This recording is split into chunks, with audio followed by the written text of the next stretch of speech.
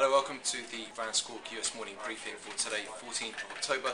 So obviously today earnings has been a dominant theme after Intel reported a better top and bottom line after market yesterday, as well as given good outlook for the fourth quarter.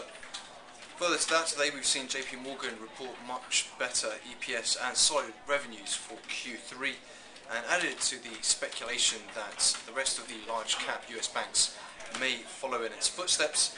As such, equities in Europe did open higher, buoyed by those aftermarket earnings from Intel and surprisingly strong trade figures from China, and with tech stocks leading the move higher today in Europe, as well as basic materials and oil and gas sectors due to continued weakness in the dollar.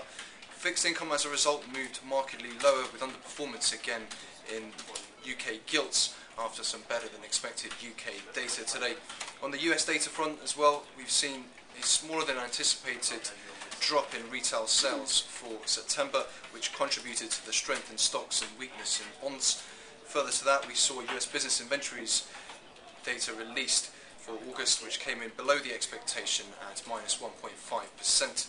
In terms of US equity specific news elsewhere, on the earnings front, we've seen Abbott Labs report better EPS and revenue. The company also boosted their forecast. Furthermore, good EPS is revealed at CSX, Linear Tech and Progressive Corp. And so far, all the companies we've been following today have reported better earnings. Also worth noting, for Bank of New York Mellon, the company's wealth management unit is seeking deals according to the American Banker publication. For Research in Motion, company's Storm 2 is coming out on Verizon this week. On the broker move front, Google has been recommended a buy at Barclays ahead of their Q3 report. JP Morgan both sees company trading at $90 2 or 3 years out, and Valero Energy has been downgraded to sell from buy at Soliel, and tobacco stocks have been raised to overweight at Credit Suisse.